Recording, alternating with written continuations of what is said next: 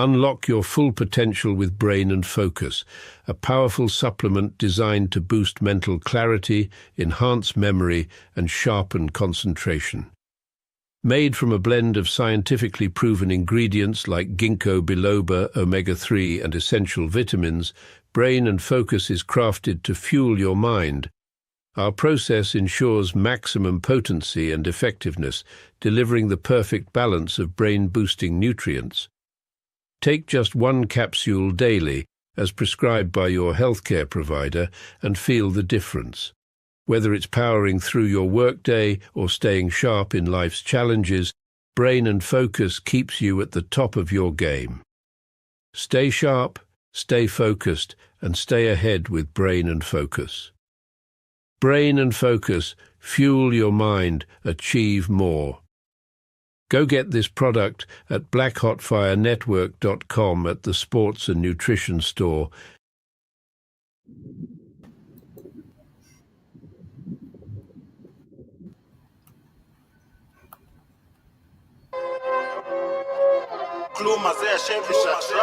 Yeah, we're doing it major, I don't need favor. This shit sound like Major Laser. Broski with me got a 9, and right there he got a razor. Make man disappear in the sky, do that man like kind of razor. This right here is Brooklyn boys, don't give a fuck about a neighbor. More money sitting on plus tuna divide. People sitting are fresh kama kawa wana to like. Kinibamba shaky price na 925. Sling bling ring zimetoka jo Dubai. More money sitting on plus tuna divide. People sitting are fresh kama kawa wana to like. Kinibamba shaky price na 925. Sling bling ring zimetoka jo Dubai. B-boys tunaboka pele woo no skele nikibakwa natoka take B-boys double S na shut down heavy ni malao tuna sip na maheni Hene Babi amefamba na edge anadai kuni meze. Heavy ocean flow, you know it's wavy. Smoking blunt ain't got me lazy. AJ there, he got a dizzy. Girl them there, she know a lady. She drop it down just like confetti. This right here, no little makes me drop it down just like confetti. Back with the 808. Come through with this, I never late. Y'all can love and y'all can hate. It don't matter, I'm straight. It don't matter, I'm still the goat. Hold man down just by the throat. Man confess he wanna fuck on me, and I've been listening like a pope. More money sitting on plus tuna divide. B-boys sitting are fresh kama kawa wana to like. Kinibamba shaky price na 925. Sling bling ring zimetoka jo Dubai. We doing it major, fuck that, yeah, we doing it great. Blow the lights on you like cake. Broski opportunities, yeah. Take his piece and take the cake. Come through when he say we lit. Ask him like how much you get. He say it don't matter, my shorty. Hit the dough and look at my face. You see me, kama gonka block wa kijam. Wana act, visili, nambla talk na virtually clap. Ali dance, kashigi, disondal than conjay. 5-8, call hit ni. Tuna spin camera go round, tuna come kwa yo block, so kwe ready. Tuna striker, super striker na amwezi tutuwa kwa semi. Loud zina come be heavy, uptown tuna sip maheni. Loud zina come be heavy, uptown tuna sip maheni. Usi fumble, stick wa plan. Type delete return. Nissan, Nicolo, winter, we on tour, tuna move na plan. Karada, sit na stamina, slap kama bongo za Dar es Salaam. Assalamu alaikum, wa alaikum salam. Fine be Fatima, mashallah. Her friend Habiba, astaghfirullah. Fine be Fatima, mashallah.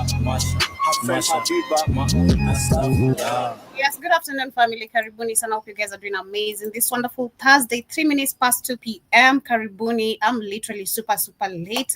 But of course, better late than never. Hope you guys are doing great. Hope you're looking forward to having a beautiful day. And of course, hope you're ready for today's conversation. I did promise yesterday we shall be covering literally the check into a documentary or a little bit of an article on how Rwanda literally almost took over Congo. And that is what we shall be focusing on today on today's conversation. Karibuni sana once again. Also, everyone who is live with us on the radio. But along that, we shall be talking about, of course, the amazing turn-up of the African people that happened yesterday, being the 30th of April. And of course, happy new month, happy Labor Day. It is actually a holiday. I don't know, it's not a holiday, of course, for us. I don't believe I've never seen any reporters or journalists actually, even if it's a holiday, taking a day off. But we do have our days off, literally on other days. But karibuni sana, happy Labor Day, happy new month, and of course, yesterday again, like I was saying, we did literally witness some few countries did manage to turn out and demonstrate about the support of Ibrahim Traore and everything he's doing in his country and for the people. We're talking about France, we're talking about Burkina Faso. In Kenya, I did say the demonstrations were cancelled. I do believe it was because of yesterday's, organized demonstration. But I've not seen, of course, so many other videos. But I do believe because the mainstream media didn't want to cover this, for those who could post on TikTok, on Instagram, that is where you can get the videos. So many people turned out, and it's amazing. Ibrahim Traore came out to, of course, talk about, of course, the love and appreciation the people are showing him. But along that, we shall also talk about also where we have the African Russian soldiers who are also, of course, warning the Western powers to stop or stand literally behind and leave Ibrahim Traore. But along that, as we get started, I also want us to discuss literally why do we have so many few women who actually have access of land ownership? Because if you take us back a little bit into history, we know that women actually, despite becoming leaders, despite choosing men who could go to wars or have a role in the community, women actually also owned property. Talking about gold, silver, talking about lands, homes, cattle, literally herds. But today it is something that is very rare to talk about, and is considered a big deal if a woman actually owns a land, especially if it is a land that is supposed to be inherited. Most of these cases we've seen actually, when you talk about ethnical clashes, if you follow up mostly in Africa, it's always because of land. If not because of politicians, we have the ethnical differences.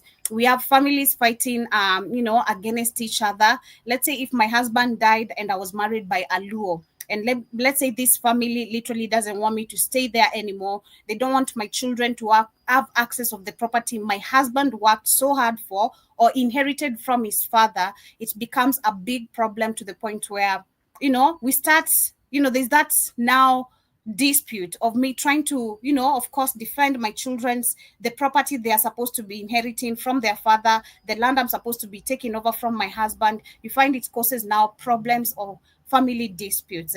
But this has become now even a problem when you talk about also leadership, the way the political leadership, literally, to be specific, or the leadership, how it has been set up literally, and the structure of it has led and contributed to majority of these cases where you'll find actually most of the leaders, if you see even today in Africa, we have men who are the most top representatives in majority of the things that they're supposed to be handling. Women, if they get these positions, personally, I've given my own points of view, I don't feel like the positions majority are literally genuine. And if you go with a genuine agenda, they always figure out a way either to get you out, because of course, there's no you're going to work according to how the people want. You'll have to go according to how the system, the structure is set up. So we shall be discussing about that. We have a BBC article released, and of course, it is just talking about the land ownership when it comes to the women in Africa, and why do we have so many few women, or why do we have so few women who own land in Africa? But they're saying that the ownership of land is central to our food production, our financial security, and our sense of identity. But in Africa, most women do not inherit or own land, despite laws that often provide for their right to do so. So of course, we've had these laws even before the European literally invaded Africa.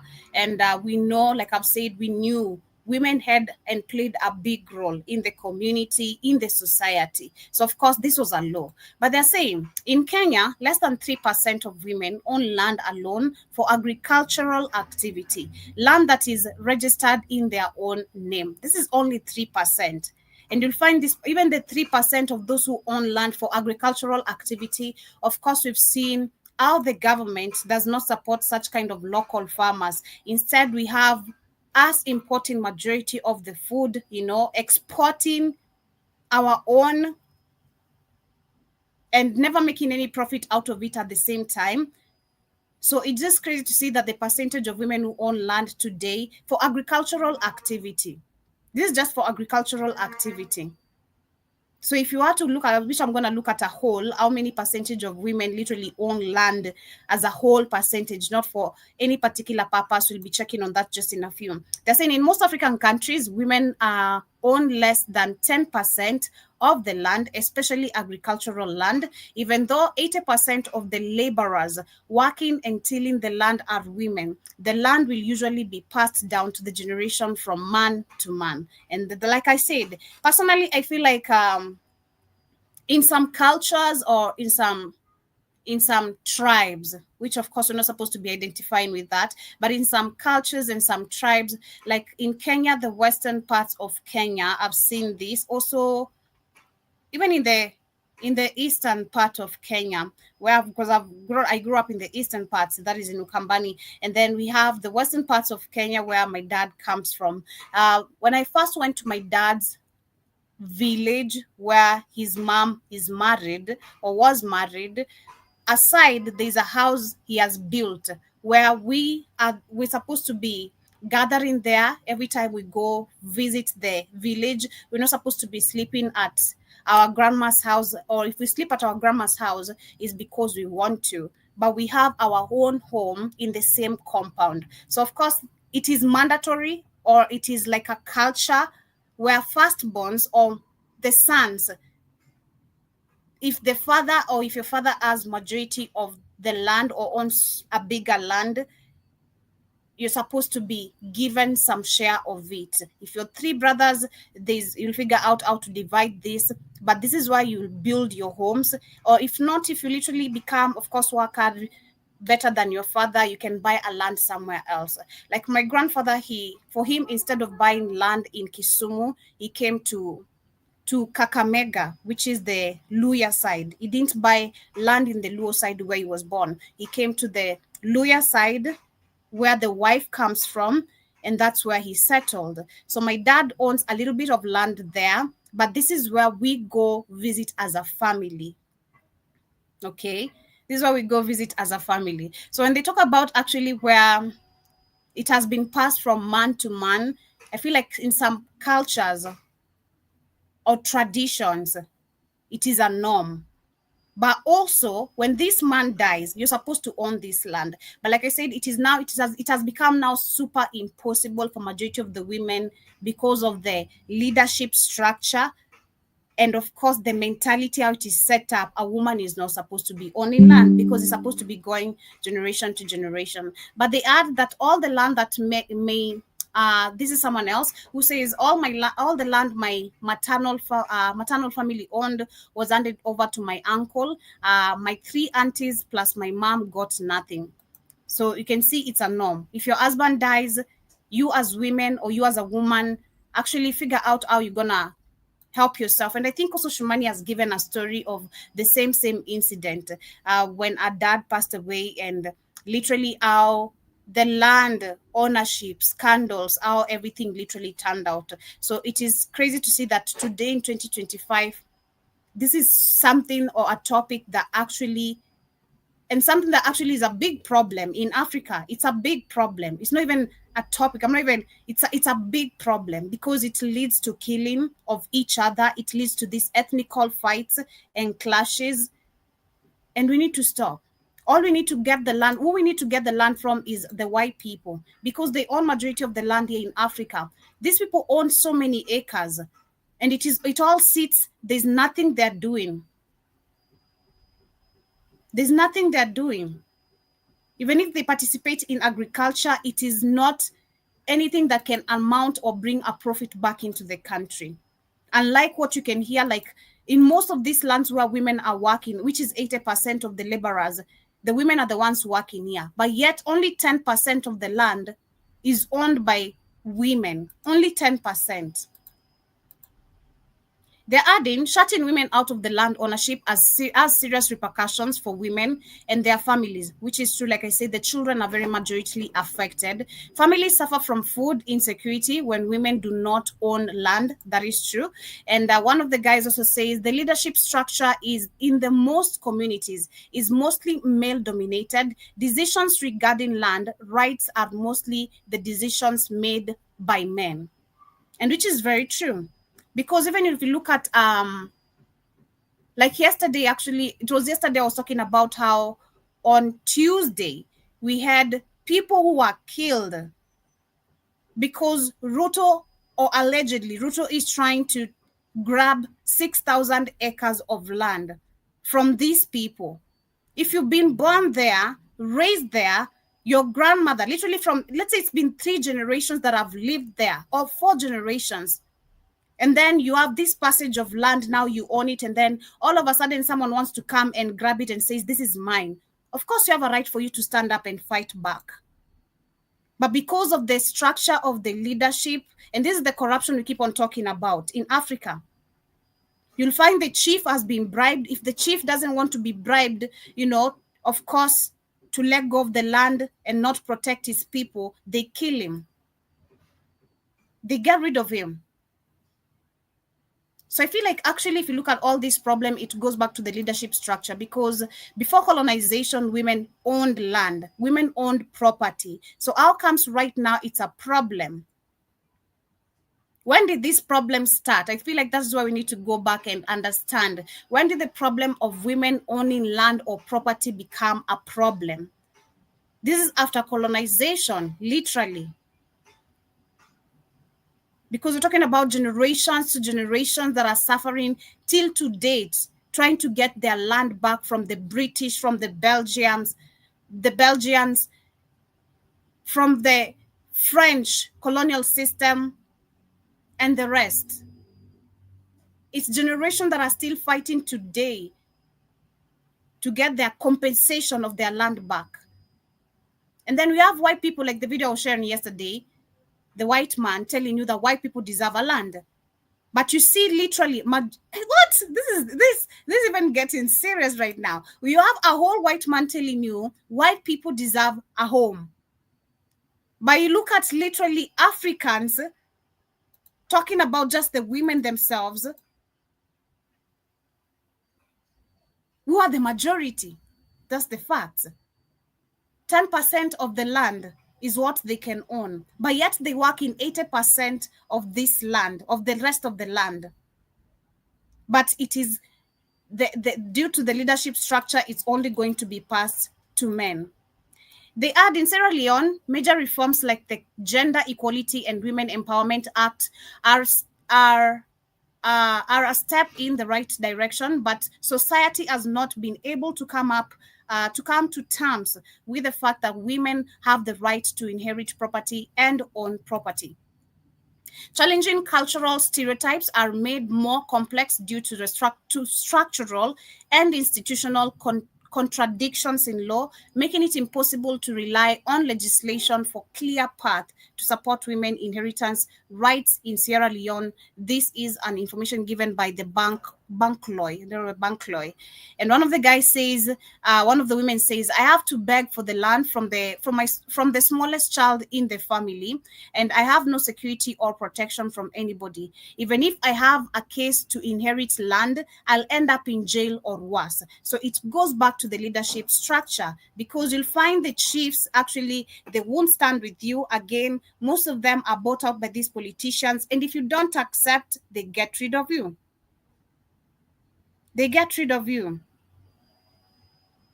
So this is just so crazy to see that it's crazy. It's just so crazy, but I think I understand again, because we don't really understand what really happened to us and our history. I feel like being lenient with the situation, understand where we come from, where we lack details of how we used to live, how we were abundantly blessed with lands, abundantly blessed with food. You never had to beg for food, because number one, the fact that you have land, you have skills of farming, and you know every season of farming, and we knew how to actually also preserve our food for hard times. If you talk about the fish, if you talk about the maize, talk about the beans, even meat, as much as like kids said, we're not meat eaters, we knew how to preserve food. Africans never went hungry. Africans never fought because of land, because we had enough. We had enough cows, we had enough cattle, but today, in a country like Nigeria, I've seen these same cases actually, where we have right now in Nigeria. There's, I think, last month or this month, the beginning of this month, in Nigeria, those ethnical clashes. I remember me reporting about the land where we had ethnical clashes, but it got worse to the point where I should not see you grazing anywhere around, or I should not see your cattle anywhere around my neighborhood. And if I see my cattle around my neighborhood, I'll bring my cattle to your farm to eat your maize that you've worked so hard to plant. That is how bad right now this leadership structure has led us to. We have tribalism first in our mindset, thinking that it is the way to move forward, to achieve everything we need. You know, I'm better than you because my tribe is better than yours. It is just so sad. I don't know when we're going to have equality unless we fight for it. I don't know when we're going to have equality unless we fight for it. Again, the leadership structure is in the most communities is mostly male dominated, which is very true. And the decisions regarding the land rights are mostly made by men. We see it today. So it is just super, super insane. But shout out to Jabba in the building. Shout out to Byron Scott. Karibuni sana. I hope you guys are doing amazing. I see Jabba is saying, I'm hoping everyone has a great day. You too.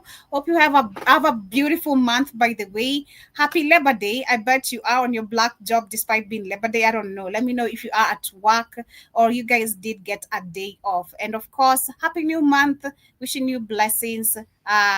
Health, literally, of course, peace of mind, which is very, very important, and abundance in plenty. I see Jubajab also says, off topic, can you balance a basket of goods on your heads and walk around? I was told my great grandmother could do that, fetching water. Yes, for us actually it is a normal. Personally, there's how you have to tie a certain, like, you know, it's like a head scarf, and then you put the water jar or basin if you're maybe selling fruits or whatever you're selling. So it's a norm actually in Africa. Yes, I can do that, Jiba Jaba.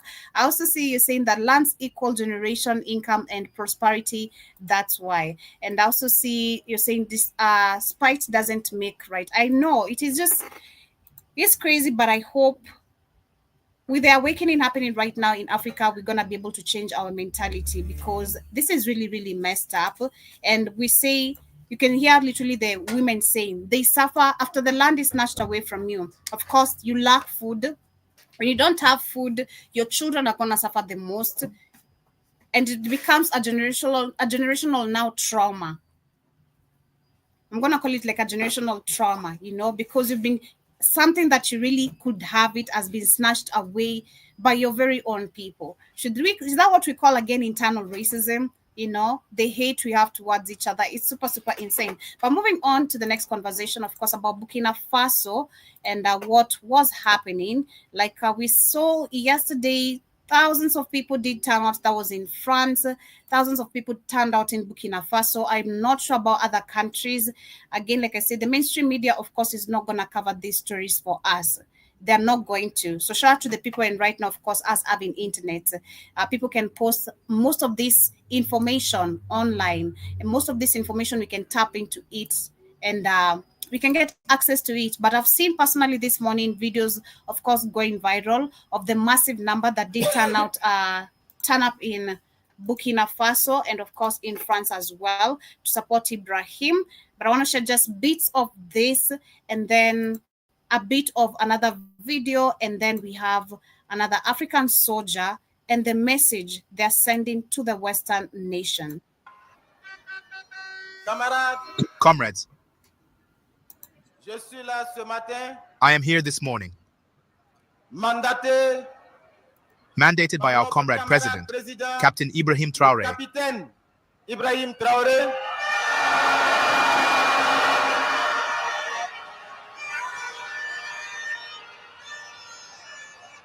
to deliver a message to you that consists of 3 points. It is first a message of recognition and thanks. de reconnaissance et de remerciement. Reconnaissance et remerciement. Recognition and thanks to you, revolutionary patriots, révolutionnaires qui êtes debout ce matin, who are standing here this morning at Revolution Square. de la révolution. Mais à travers vous, But through you, these are words of thanks and recognition to all the revolted à peoples, l'endroit de tous les peuples révoltés, à l'endroit de tous les peuples to all the debout peoples aujourd'hui, standing today à on this cette memorable journée day mémorable of April du 30th, 30 avril 2025. 2025. Les peuples debout ici au Burkina, The peoples standing à here in Ouagadougou, Burkina, à in Bobo Ouagadougou, Dioulasso, in Bobo à Dioulasso, Tenkodogo, in à Tenkodogo, Kédougou, in Dedougou, partout au Burkina, everywhere in Burkina, les the peoples peuples standing in debout Africa, en Afrique, the peoples of the diaspora les peuples standing on de other la continents, diaspora debout sur les autres continents. Vous tous qui êtes debout, all of you who are standing for freedom, pour la standing liberté, for dignity, and standing to say no to debout oppression, pour la dignité, et debout pour dire non à l'oppression, debout pour dire non à standing to l'injustice, say no to injustice, et debout pour dire oui à and la standing liberté. to say yes to freedom.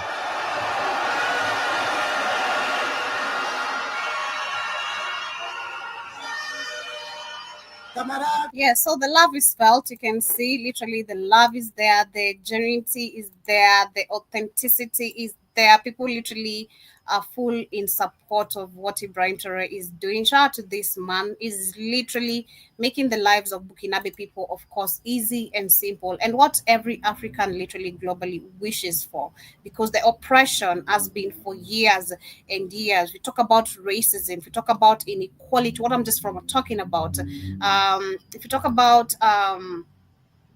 corruption, bribery, nepotism, it's a whole lot, and it's changing all that and telling us it's possible. The numbers are literally massive, crazy, you know. But let me share one of these videos where we had this guy warning, of course, that is the Western powers, you know, and telling them why they chose to work for Russia and why they'll protect Ibrahim Traore.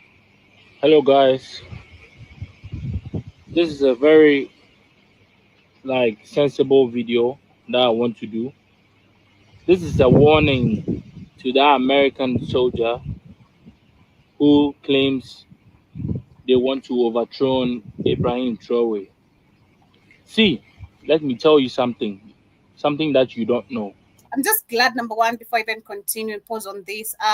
One thing I'm loving about the reaction from the people is that people understand right now these bootlick representatives we have of black men and women, they ain't shit. Okay? They ain't shit. It's not what we've been taught and seen on the mainstream medias of this is your black savior, is fighting for your rights, standing up for you in the position of where majority of you can't. Now, is words or choice of words that were written literally has sold him out. If people literally took it, if it took too long for us to understand these representatives are bootlegs, I feel like the message he released towards Ibrahim Traore or Burkina Faso, of course, that is a threat, and Africans have felt threatened, and it's a warning to you. Africans are now wise. Africans are now sensible. Trying to get good schools, good hospitals, good life. You get it? So you can't just stand up and go to somebody's country, or you can't just stand up to say whatever you want about somebody's country. You get me? This is a warning. You don't know the reason why we decided to be Russians. You don't know. We're fighting for the truth. We're fighting for the good life, for our future, for our families. So if you think that you are strong and you are brave, only you think you have sat down, you have made your inquiries, so you want to do something to Ibrahim Traore, you are dealing with the whole Africa. And especially, you are dealing with Russian military.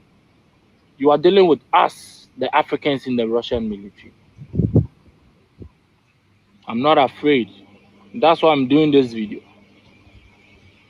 I'm trying to tell you that if you want to do something, think twice. Any country, I repeat myself, any country who tries again to try to blackmail any African country, you get prepared. You have to get prepared. So why do you want us to always suffer? You want Africans to always suffer.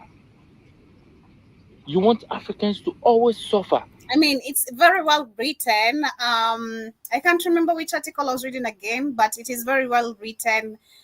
Where if we have someone who's gonna lead us toward, I can't find the right words the article was saying, but I can remember the slightest. Someone who's gonna lead Africans to unity, to everything they deserve. This man should, of course, not last for long. That is. They don't want to see that, of course. Africa is set up to maintain its status that it has today under development, according to the IMF and the World Bank. You know, when they did set up all this structure of borrowing money, which is such a big scam that we really fell for. You know, it is literally written in their articles that through us borrowing the money or us being in debt through their system, we're gonna see repercussions. And that is where actually you see most of the African countries, we're stuck because of this. The debts we actually have, which have not helped us in any single way of infrastructure. Again, like it hit me on Monday. Was it on Monday or Tuesday? But it hit me really hard. And then I was watching this movie of there's this movie I was watching literally of on Netflix. I can't remember the name. But there's this movie I was watching. It was a 2-hour movie, and it was literally about the train stations. And I was just looking at the structures and the railroads of China, the way China have really made their railway station, the speed the trains have. And then you look at the infrastructures we really have, the SGRs, very poor. I don't know if you're 500 years behind. It's more than even 100 years behind. It's crazy because I've been seeing also the Americans, of course, and then it literally hits me the same way kids says. It's crazy, especially you've been in advanced countries. You know, you've had internet, you've had smartphones for the longest time before even Africans we did. I don't know if everything was being displayed online, but it should have been easy for you to see the development of China rising. You know, it's still not making sense to me. But at the same time, when I come back to, it's not making sense to me literally seeing Americans being shocked how developed 10,000 times China is than America today. Then you come to Africa, we're taking all these loans, like Ruto, he just took $1 billion. That was the beginning of this weekend. He took $1 billion in the name of the road initiative bullshit.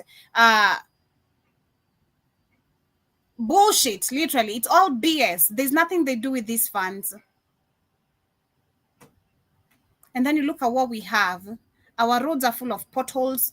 Our roads are full of leakage. We don't have a proper water drainage even when it comes to these roads. When it rains, it floods. And we're still claiming we need to work together with China for a better collaboration. If I'm working with you, you need to bring the same or better infrastructures than what you have in your country, in my country. Otherwise, why am I giving you a project?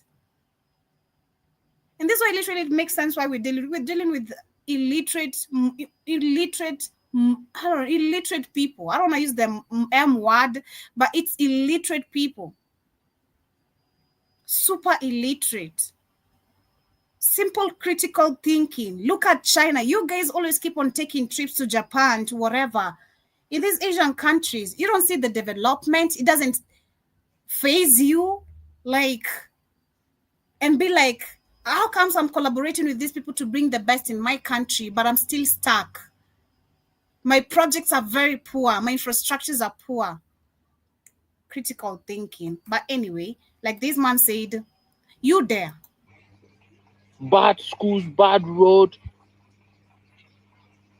but all of you, every time you want good life, it's not going to happen anymore. Exactly. Even this Mr. Beast bullshit of I don't know is coming to help us. Africans, is high time you refuse this white man's help. You think Mr. Beast is giving us any best infrastructure? It is all poor, backward BS. These schools we have from Mr. Beast and the desk actually is all our materials that we have right here in Africa. We have all the materials right here. We can even make better using bricks. You can use bricks instead of the wood that guys are using. Poor schools. Whatever, Mr. Beast, Joby. Poor schools, and then we're here celebrating. Oh, celebrate Mr. Beast has done what the leaders couldn't do.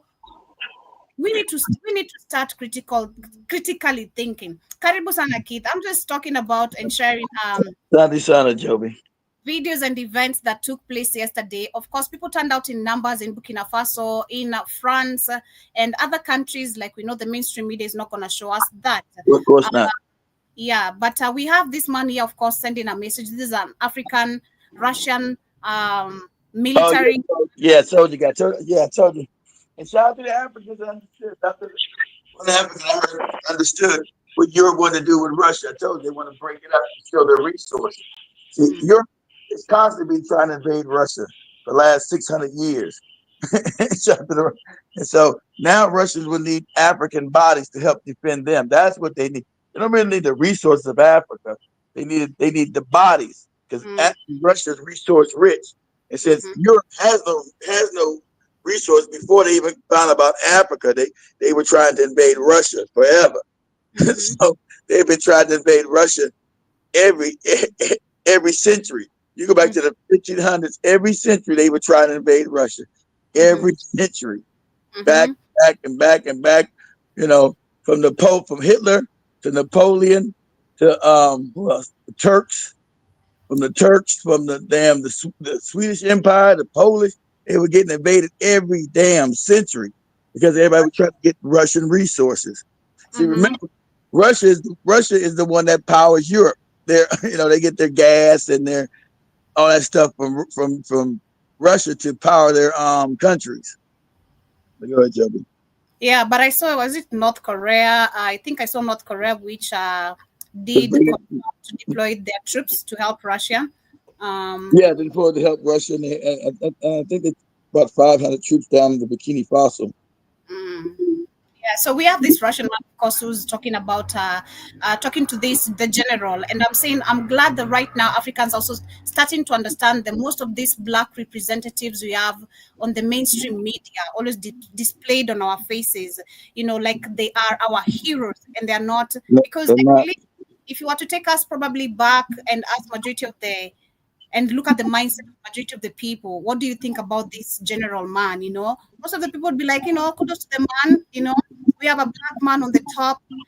Just being, I don't know, being just a normal African who doesn't know much. I'll be like, I'd want to be like him, somewhere on the top, also leading the army and all that, the orders. But right now, we're seeing the reality of who they really are, because your words, or the trace of words given to you to come talk to Africans about what is really serving them. He's a puppet, Joby. He's a coon. Yeah. That's what. So then he's a puppet, Job. He's a raised puppet in Africa.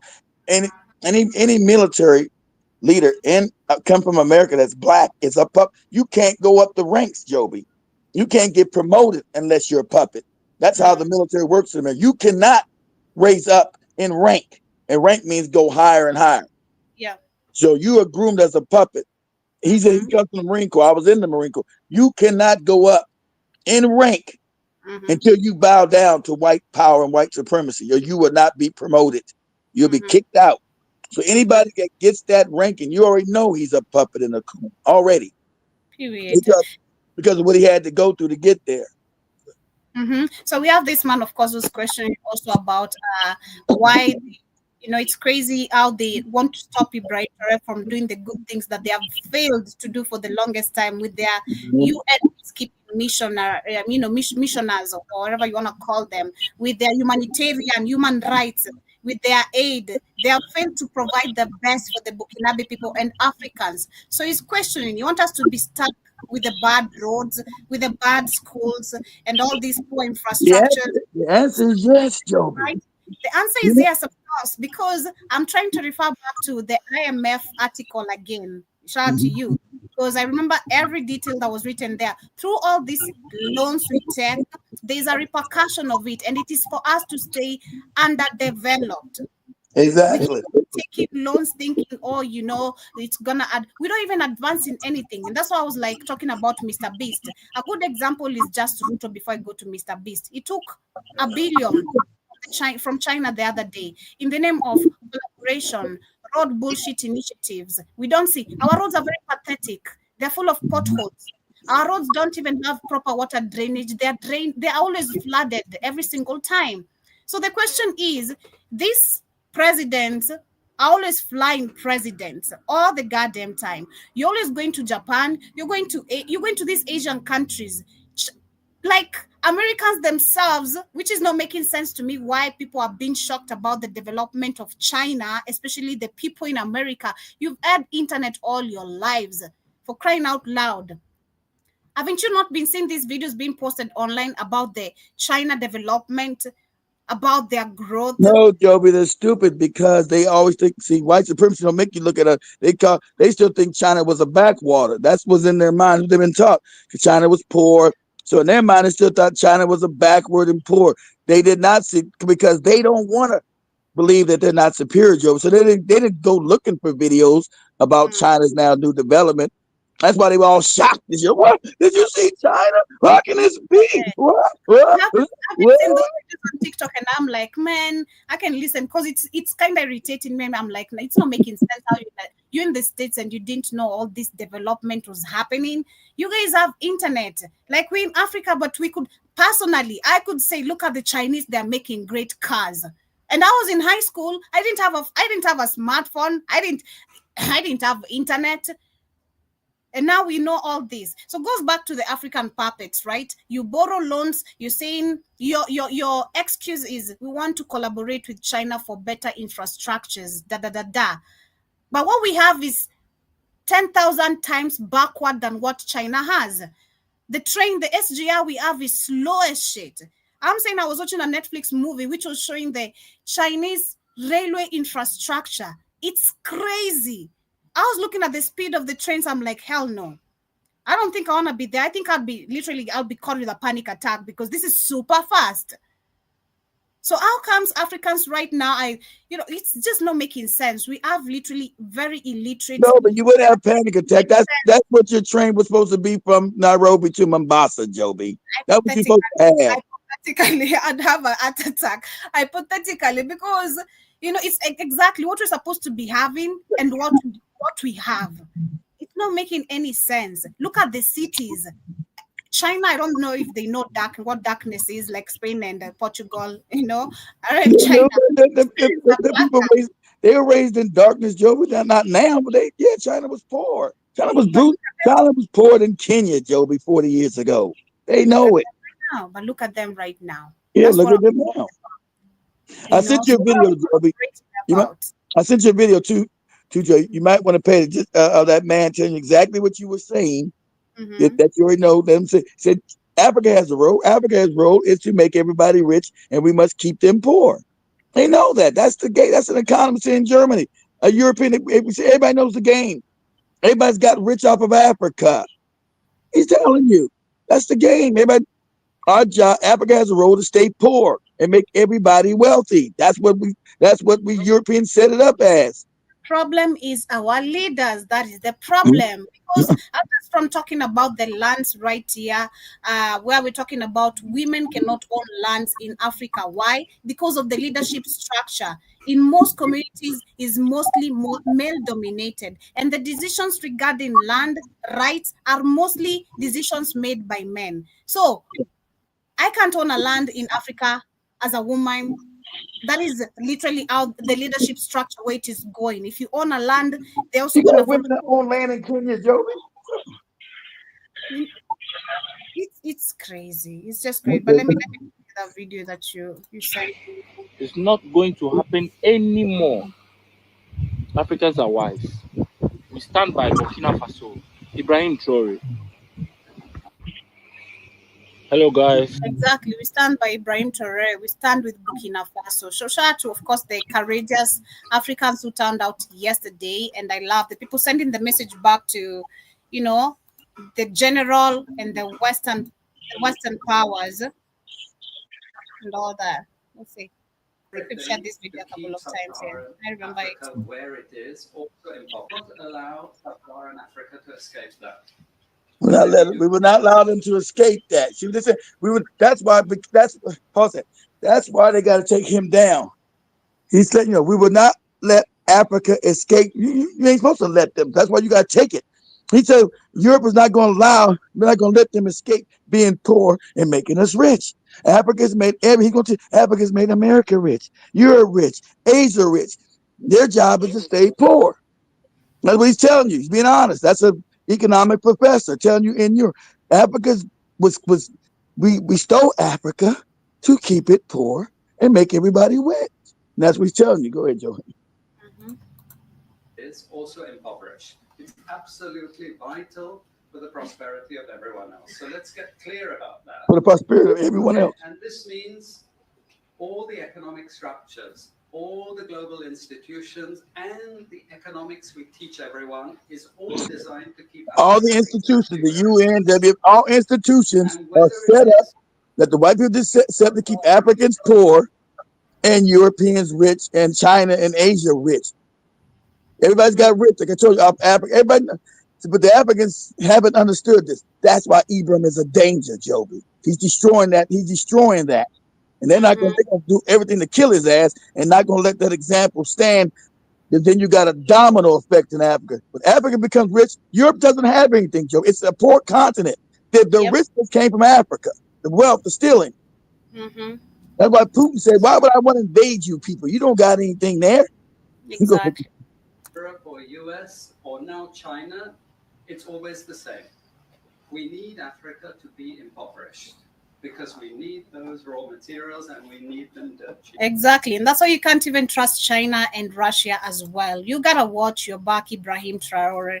You gotta watch your back. You gotta know the people who are moving close to you, like he keeps saying. You just gotta watch the deals you're signing, because yesterday I saw Russia and Burkina Faso did sign another deal of mining. China's like Europe. China doesn't have. That's why they were giving manufacturing. China doesn't have any resources. Exactly. So those resources that made China rich came out of Africa. Yeah. So if you're not careful, of course, with the deals being signed by our puppets, China is gonna figure out a way of getting the resources back. I mean, a good example is the airport in Uganda. We saw they did take the airport that belonged to Uganda, if I'm not wrong. We also had Kenya being threatened. If you don't do this, we're gonna own this property they were trying to take the Kenyan port, the Mombasa port. Yeah, and also they told us also for the express railway road. I remember me reading that we have a minimal time of paying. By that time, we won't have paid the debt back. It's gonna be fully owned by China. And then remember also they said they're gonna bring the Mandarin classes. I don't know, Mandarin classes. They're gonna be toll. They're gonna turn into a toll road. We got to pay to get on it, and that money's always gonna go back to China. It's crazy, man. But as we get to move on to the main it's like that cheap ass railroad, because China's not your friend. No one builds a cheap ass railroad and then charge them like the new ones they got in China. You're paying for the kind that you talking about that'll make you think, Joby. But they give you that shit in the one they got from Kenya, from Nairobi to Mombasa. Yeah. You don't do a friend like that. You don't give them old, outdated, 40, 50-year-old technology. You give them the same shit you got. Exactly. That's what I was saying. Because there's no, how am I collaborating with you, Keith, when what I have in my country or in my house is 10 times backward than what you have in your house. What kind of why are we collaborating then? You are a bad person. Like you're not trying to help me. You're trying to help me get 10,000 years behind of being stuck, so I can keep on relying on you. Exactly, Joby. Yes, true. Crazy, man. But as we get into the main conversation, this is, of course, the video I promised I'm going to share yesterday. How Rwanda almost took over Congo, as we literally try break down some few points. Of Yeah, course, that's back in '97. It wasn't just, it was Rwanda and Uganda with Museveni and Kagame back in 1997. Gorgeous. At a quiet airstrip in Western Congo.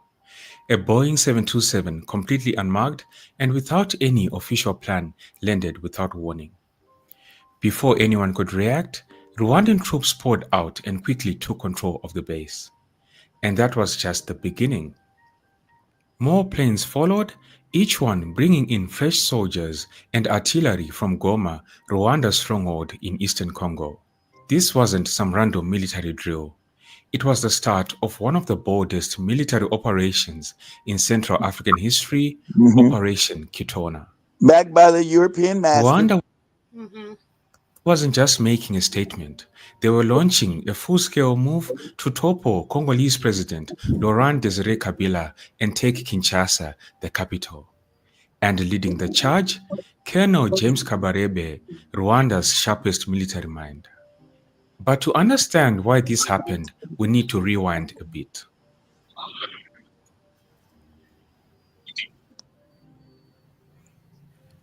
Back in 1996, Rwanda, Uganda, and Angola had all rallied behind Kabila in his rebellion to remove Mobutu Sese Seko, the long-ruling dictator.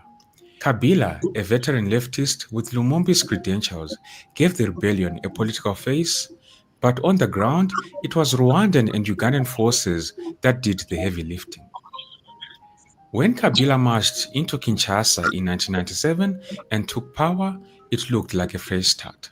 But behind the scenes, power still rested with the foreign allies who had put him there, especially with men like James Kabarebe. In fact, after the successful campaign, Kabila rewarded Kabarebe by naming him Chief of Staff of the Congolese Army. James Kabarebe has a track record like no one in Central Africa. He's played a major role in 3 different wars that all ended with new governments in charge. He's not just a soldier, he's a kingmaker. Though he's one of Rwanda's most iconic generals, Kabarebe was actually born in Uganda in 1959.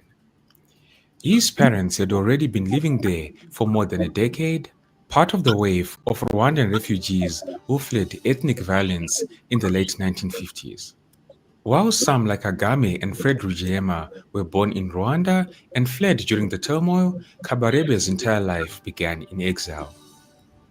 Kabarebe joined Museveni's rebel army and fought in the bush war that brought Museveni to power in 1986. From there, he rose fast through the ranks. When the Rwandan Patriotic Front, the RPF, launched its rebellion in 1990, Kabarebe was still a junior officer, a second lieutenant.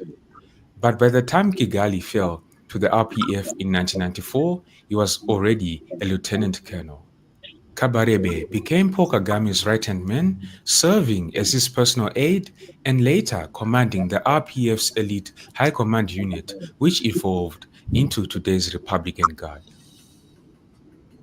During the First Congo War, Kabarebe led a Rwandan-backed force into Zaire, now the DRC, tasked with eliminating the ex-FAR and Interahamwe militias, genociders hiding out in massive refugee camps along the border. The mission grew into full-blown regime change, ousting longtime dictator Mobutu Sese Seko. James Kabarebe wasn't just a battlefield commander. He played host and handler to Laurent Desire Kabila, the man Rwanda and Uganda had chosen to front their rebellion. James Kabarebe took charge of logistics, intelligence, and even brought Kabila's son Joseph under his wing, mentoring him in the art of war.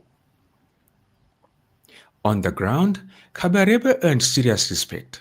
Congolese officers who served with him recall how he led from the front, shared meals with his troops, and listened closely during strategic sessions. According to those around him during that time, he wasn't a dictator barking orders, He was the kind of leader who built loyalty by example. It didn't take long after Laurent Kabila took power for things to start falling apart between him and his Rwandan backers. The partnership that had overthrown Mobutu was fraying fast, No, driven by because they were Kabila's growing told distrust father and Joby. Rwanda's desire. It didn't fall apart. The Europeans have told Kagame, we want all of it. You make sure he gets your people in there. We want control of it all so we can break it up. We're going to break it up into 5 different countries. We're going to break it up so we can cause more division between these dumbass Negroes. They're stupid. We're going to break it up, and they're going to call it, and within 10 years, they'll think they're different people like they always do. They'll be tribal, and you'll never be able to put it back together. And we can still without a problem. That's why they make all these small countries like Rwanda, Uganda, Togo, or Benin. We can steal it. So we're going to break it up, make 5 different. We already broke it up one time, got one other Congo. We want to break this up 5 other ways. So that we call it 5 different names. And 10 years later, I'm this person. I'm that person. This country. Well, 10 years ago, you guys were all Congolese. No, but not no more. I'm Jibba Jabba Wabba. That's the name of the country. I'm a Jibba Jabba Wabba. That's who I am. You're not going to get my stuff. Jibba jabba wabba. Wabba is water. Wabba is water in our slang word. That is water. See, that's me speaking my Swahili and you, Joby. Recognize. To keep its grip on power in Kinshasa. By mid-1998, public resentment in Congo was reaching a boiling point. People were fed up with what they saw as Rwandan overreach, especially in the eastern part of the country. And the narrative that Kabila was just a puppet of Rwanda and Uganda was starting to stick. That pressure pushed him to act. He made a dramatic move by expelling the very Rwandan troops who had helped him seize power, including Colonel James Kabarebe, who by that time had risen to become his defense minister. Then Kabila went further.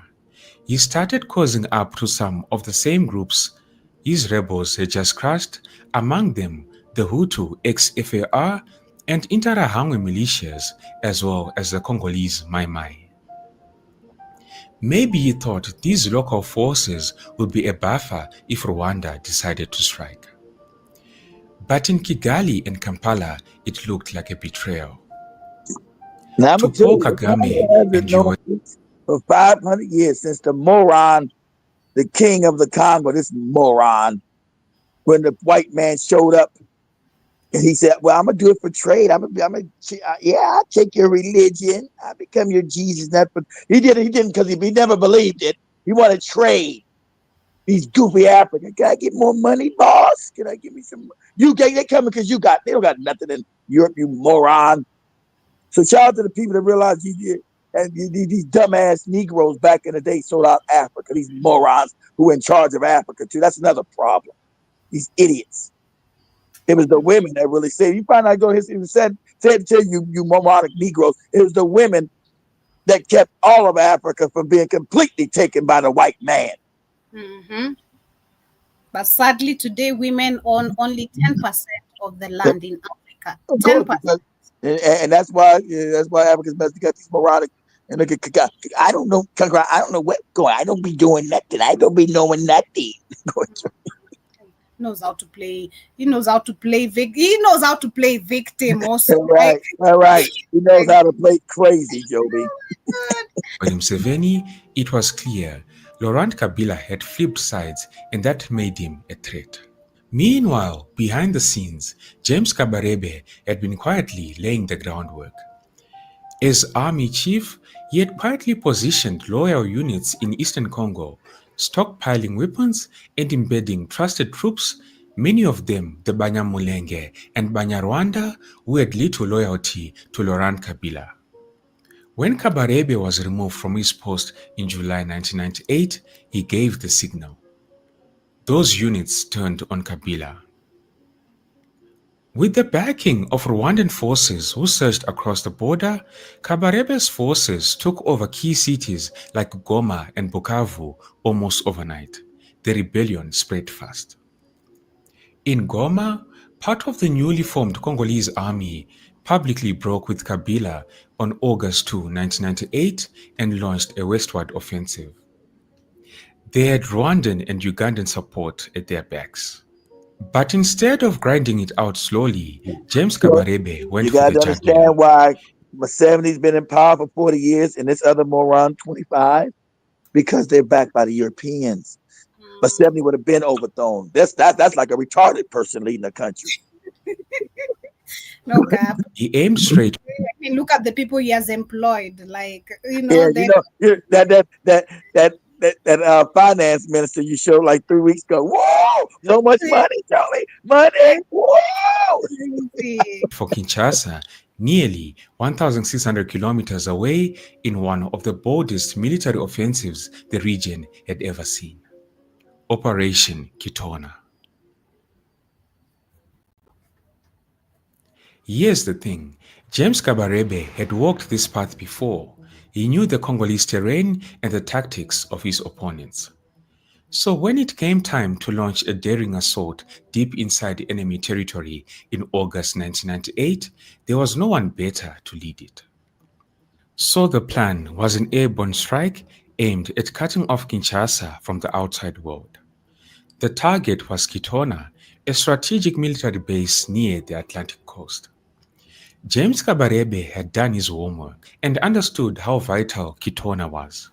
The capital, Kinshasa, relied on a narrow supply route from the ocean.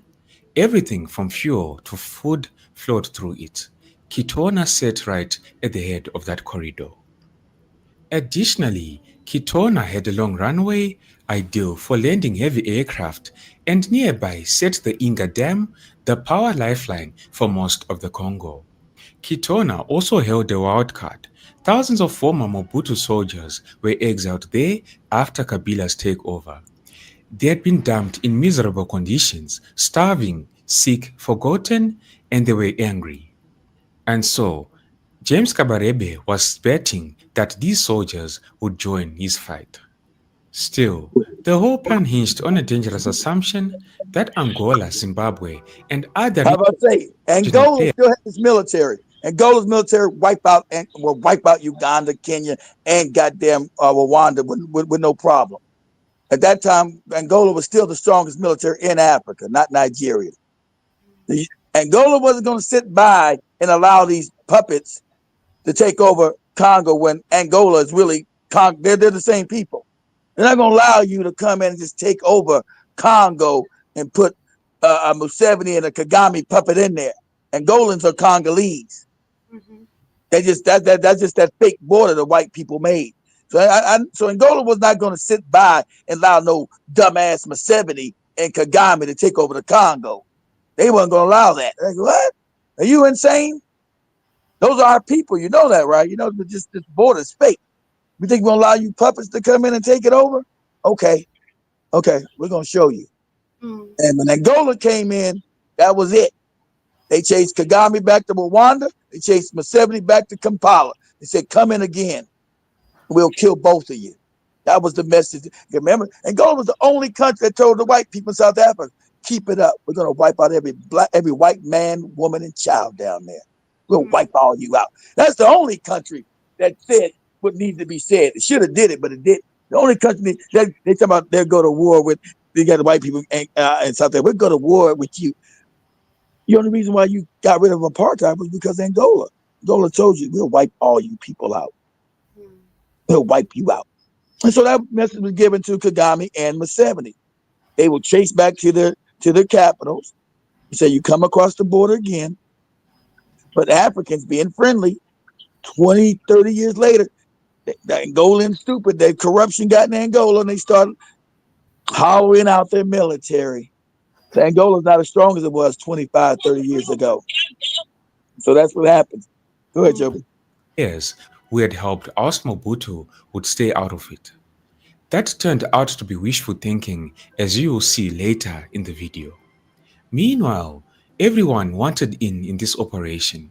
Old Mobutu loyalists still bitter over their fall from power, and Tutsi fighters angry at Kabila's treatment of their people also an opening. Word of the operation spread fast, and soldiers began deserting their units around Goma to join Kabarebe's mission. So, in a daring move, James Kabarebe took control of a civilian Boeing 727 at Goma's airport and loaded it with 180 handpicked soldiers, Rwandans, Ugandans, and Congolese rebels. Kabarebe assigned a bold Rwandan officer named Butera to command the first flight. Legend has it that Butera had to hold a pistol behind the pilot's back to get him to fly. That plane, packed with fighters, flew 1,600 kilometers across the country to But Kitona. also, like I said, there's a problem with this. There's a problem with this because I will admit this again. Part of northeast Congo, that they call Congo today, was taken from Rwanda and those old Rwandan kingdom and old Bugandian, which became Ugandan kingdom. So that part of that land in northeast Congo did belong to these other kingdoms, right? But the borders were set. So I'm saying you still got to treat those people like they're Congolese because those borders have been in effect for almost 200 years now. So, so shout out to the European that destroyed made these fake borders and stole the land from these other kingdoms, because the part of northeast Congo would really belong to Uganda and Rwanda, and even western Kenya would belong to Uganda. They took it. The white man carved it up. So you can't go into Kenya today and say, that used to be our kingdom. It ain't no more. They ain't been your kingdom in goddamn 100 years. So that's what we're talking about. These borders were created by white people, so it's jumbled up. Go ahead, Joe. The men on board thought they would land straight into a firefight. Because Joby's What old they village didn't know was that Joby would actually be Ugandan. the commander of Kitona's airport garrison had already switched sides. The airport commander delivered the base with barely a shot fired. More planes followed, each unloading more troops. Soon, James Kabarebe had around 800 men on the ground, including a Ugandan artillery unit. But Joby and Shimani will both be Ugandan. No time. Some troops locked down the area, while others pushed west and took control of the nearby port towns of Banana and Moanda by August 5. With control of the airbase and seaports, Kabarebe's force had effectively cut Kinshasa off from the rest of the world. The plan worked, but that wasn't the end. Now, with his coastal position secured, Kabarebe turned inland. By August 10, they had seized the port of Boma. And by August 13, they had taken the Inga Dam. The next day, they shut down the power. Just like that, they plunged much of the Congo into darkness. In just 6 days, Kabarebe's force had swept across 110 kilometers, facing almost no resistance. Kabila's army, though larger, collapsed. Demoralized and disorganized, many soldiers fled or disappeared into the jungle. By August 17, Kabarebe was just 30 kilometers outside Kinshasa. Meanwhile, Laurent Kabila had already bolted from the capital. He had retreated to Lubumbashi in the far south, closer to the Zambian border, but he wasn't giving up yet. From his new base, Kabila began calling in favors, trying to rally support from Angola, Namibia, and Zimbabwe.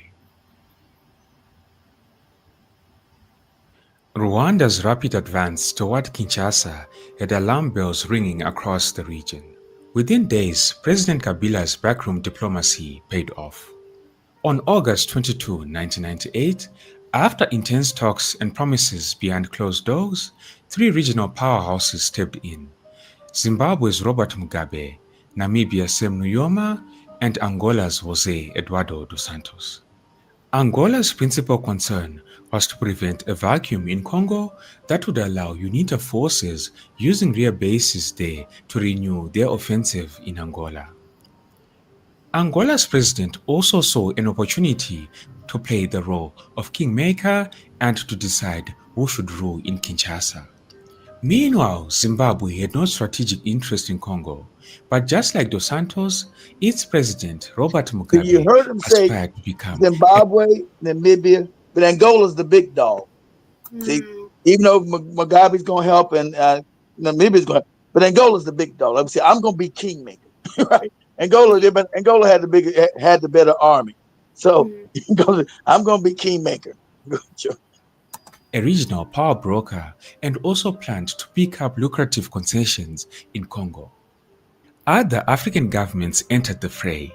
Burundi's Tutsi government joined Rwanda and Uganda, aiming to protect its borders against Hutu rebel groups using Eastern Congo as a base from which to attack targets in Burundi.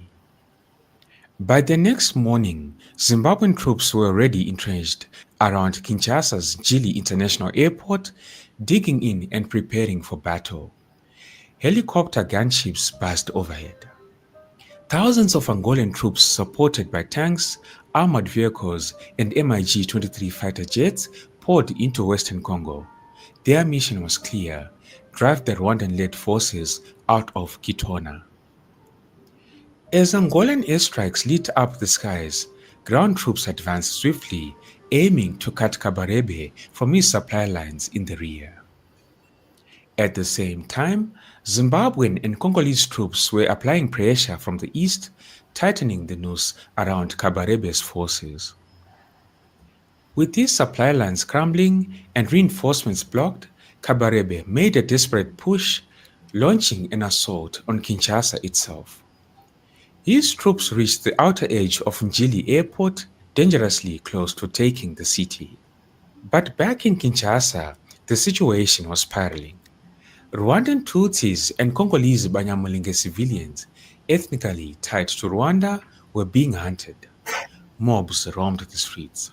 State radio was broadcasting hate-fueled messages warning of Tutsi spies, echoes of the 1994 Rwandan genocide all over again.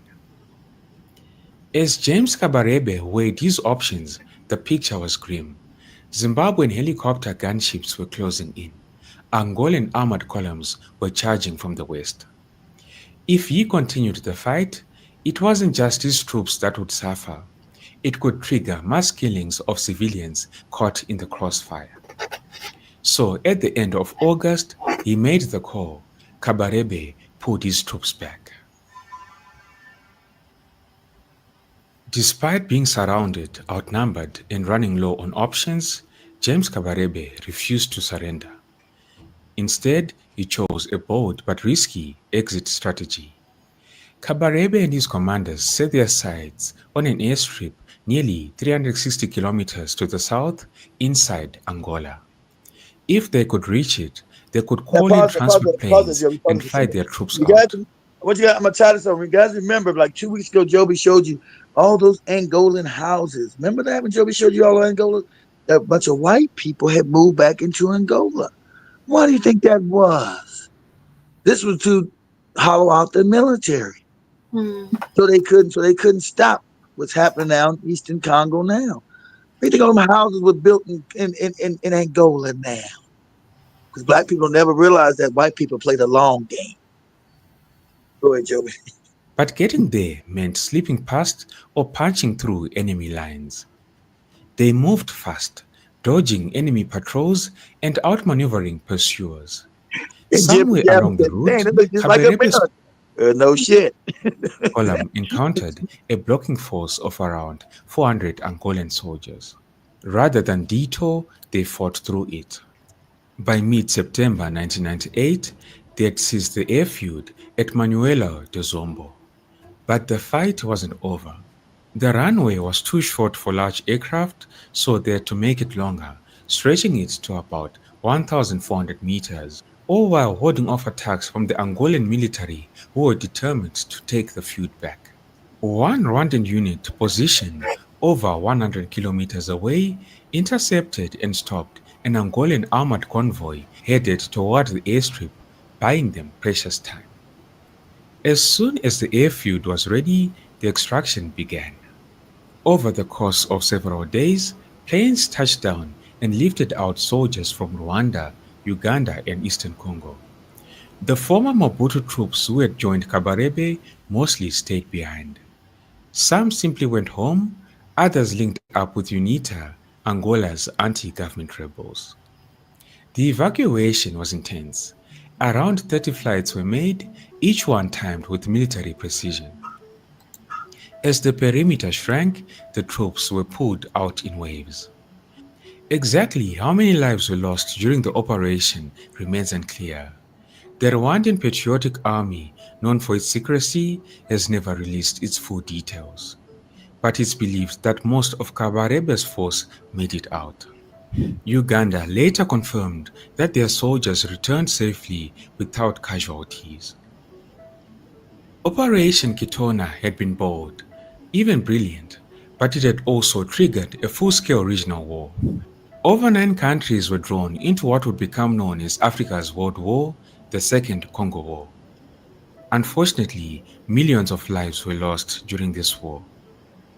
Don't forget to like and share. Yeah, so that is the story of how we had Uganda and Rwanda almost taking over Congo. Of course, we've spoken about this a couple of times, but it's always good to go back to history with the current events to understand why we have Rwanda still being funded, also with the help of Uganda, them advancing ways in DRC Congo today, which is the same towns, Goma and the majority that are really mentioned. But as we really wind up today's conversation, I Same, see, same towns, Joby. yep, exactly, same towns. I see we have Jibajabo saying North Korea is fighting in Ukraine along with Russia. Yes, like we did speak about that. Also, Jiba says the average American doesn't not give a F until it bites their ass. And I also see John says True. Joby was in high school 5 years ago. I was in high school 8 years ago. 5 years. We thought Joey's in high school 5 years. 8 years ago, Joe Mosquito. Sorry. No, I also, Joey's not a baby no more. Joey's 26, you moron. When we got Joby, she was a baby, but she's not a baby no more. She's 26 yeah, he years came old. here when I was 22. I'm 26 right 22. She's a full grown woman. Yeah, she's 22 when we got her. She's a now. full grown woman now, Joe Mosquito. Now, maybe back then she was 5 years removed from high school. You know that? Yeah, also says China trains 300 miles per hour. You can balance a quarter on its edge. The ride is smooth as slick. That's amazing. Also, John Mosquito says these people have been the problem too. We didn't know any better, unlike now. I agree. And the John Jibajaba answered, yeah. Hey, Joe Mosquito, what'd you buy from the store? Did you buy some supplements? Okay. Or some did you buy some supplements, General Mosquito? Or some t-shirts and hats or something? Let me know what you bought, General Mosquito. Let me know what you bought. Because you bought it through PayPal. I just seen it yesterday. Said you bought something. I gotta make sure it got your address. I know your address now, Negro. I can send people to you. What We'll did you buy? find we'll come to find you in the streets of Europe. Yeah, You yeah. John, And we'll help yeah. you with that Nigerian girlfriend. Get her mind right. That's so Let me know sad. what you bought. Good, Joe. Yeah, let us know. But anyway, we're coming to the end of today's conversation right there. It's been a great one. Sorry, I started really late today, but better late than never. I hope you guys have really enjoyed. To those who shall be catching this on a replay as Yeah, well. what happened to you, Joe? What did you do? A whole lot of things, adult things, I'm grown, like you said. So adult things you gotta do before you leave the house. Adult thing. Uh-oh. Yeah. It's mandatory. You just said some few things to do. But anyway, much love, family. Have yourselves a beautiful day. See you guys, of course, later on the reaction time with me and Shumani.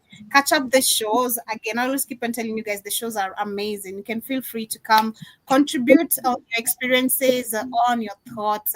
Yeah, last time we were asking literally what are the most lagging things you don't like about women, and men were confessing their feelings. So you can let us know what's Women, your women now are more materialistic. That's my thing. I don't like about women. Women always.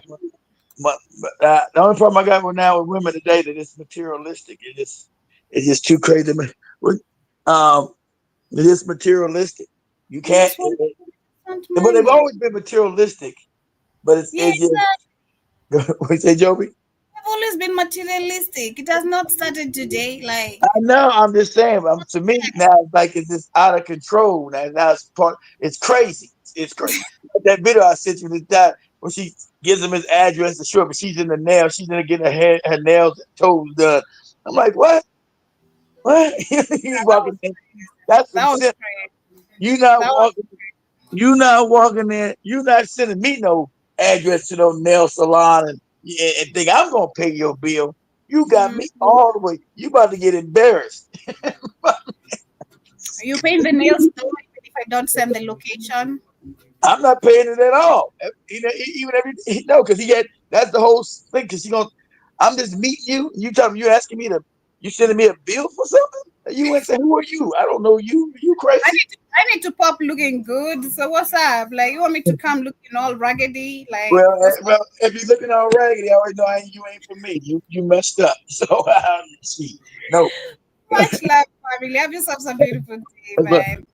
Happy Labor Day. I don't know. Kita, you at home? Are you at I home got right to now? do a physical. I went to do a physical, guys, and I left my damn. I'm glad I came home because I was driving all week.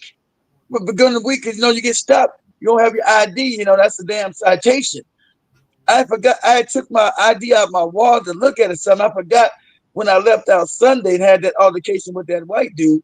That I left my driver's license on my on the studio table up in here. So when I'm gonna get I drove all the way. I made it back by 3 o'clock. I got there and I filled out all. You guys got to fill out all that paperwork to get done. And Joey didn't know. Hey, are you guys getting your prostates examined? Mosquito, jibber jabber. Are you getting your prostate examined? Anyway, I went there. I had to take all the time, wait in line, fill out all that paperwork. Then was time they finally called me. I was like an hour and a half. Mr. Newsom called me up. Said, okay, we need your driver's license. And I ripped my wallet. Like, where the fuck is my driver's license? Where's my license at? And you guys know what a hassle is if you got to go get another driver's license. I said, because I couldn't think. I said, because I always keep in the same time. Where's my license at? Where's my license? Oh.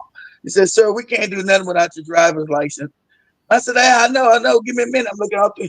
Said, sir, it's not going to appear. You got other people behind you. You're going to have to go. Come back tomorrow when you find you. Right? Come back tomorrow when you find. I said, you raggedy. You know what?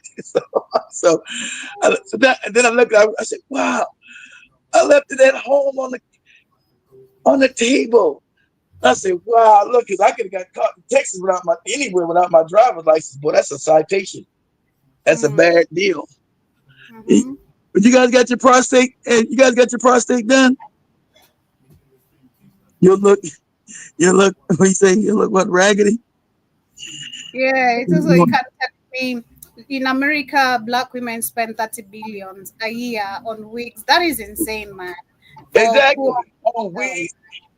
Because and I would say do beauty supplies in America because the black woman's mind is so messed up. She's been propagandized against about black being ugly, the self-hatred.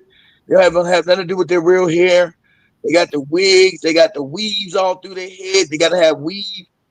Everybody's got weave in their head. Everybody's got weave. Oh, I need to know. Cause I know they wear weave. We gotta get weave. I know they wear weave in Africa too. The brain, the hatred. The only thing black women did do in America was the skin bleaching. We never did that. We never went that deep with the self-hate. We didn't do the bleaching of skin. But the black woman's hatred for herself, the psychological damage is done is so deep.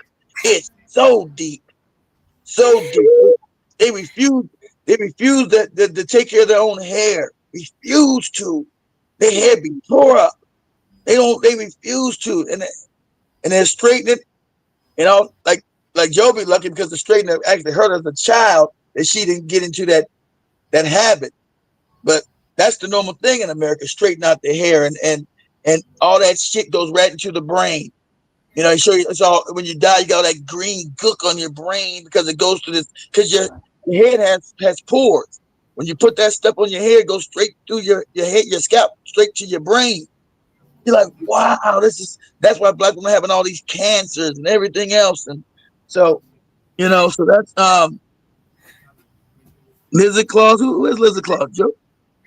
No, I think it's Jabba adding on what he can find, saying the wigs, the giraffe eyelashes, the lizard Oh yeah, claws. the nails are too crazy. The nails are too long. It's outrageous. The lashes are too long. It's outrageous. They become clowns, and white people laughing at them because they're taking their culture. It becomes clownish. Your lashes are too long. You look ridiculous. And sounds out to some of the black lady men trying to man, black man's trying to tell you, you look like a caricature. You look ridiculous. Knock it off. Do you know why they had the nails? The nails was for white women when they were in the caves. That's okay to have your nails groomed. That's cool. But long, crazy, you don't even know white women did it like that because they were not able to manicure their nails. They weren't able to have hygiene. So their nails grew out of control and they would scratch on the caves. That's where your nail culture came from. You need to know history of things before you decide all the women in America, all the women in the world now have taken on that long nail. They know where it came from. When Europeans dominated the world, you took on their culture.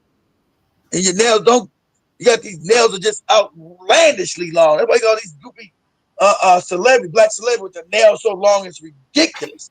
Because that's mind control. You know, it's okay to look nice, your nails look nice, but you got them too long, too crazy. Go back and research where it actually came from. It's not your culture. It was when they came from the caves. Oh, you already got your nails done, do you, Joby? I'm waiting for, you know what I'm waiting for. Oh, yeah. See, exactly. Exactly. I'm not doing anything. I'm not doing nothing. Patient, very patient. Yeah. So much love, guys. But understand, you know, black women have been told they were ugly. And so black women have took on that internally because of being dominated by white, the lesser people. You know, how's the first woman who ever existed on the planet ugly? God's first creation. But that's what they've been given, and they've accepted it. God's first creation is the black woman. So how could God make anything ugly? That's what he wanted to create first amongst everything. The black woman's first among black men, black anybody. So how could God see me? So God decided to make something ugly he didn't like. That's stupid. That don't make any sense. So, you know, that's why everybody's out here trying to get the black woman's body. We think a BBL's about. Called the Brazilian butt lift, whatever it's called. That's a black woman's body. Everybody's trying to get it. Black woman is really curvy. Yeah, let me wrap it up right here. Thank you so much once again.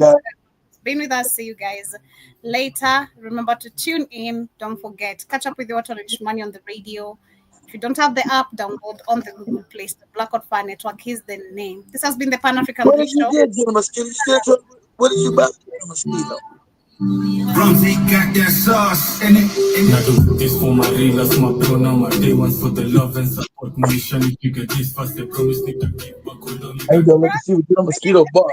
The baby hair is not bad, but there's the exaggeration of the baby hair to Jobos. Exaggeration of everything nowadays. So I do get what you guys are saying. But anyway, much love. Making the same things as my shows, only turn up from the one to the mashup.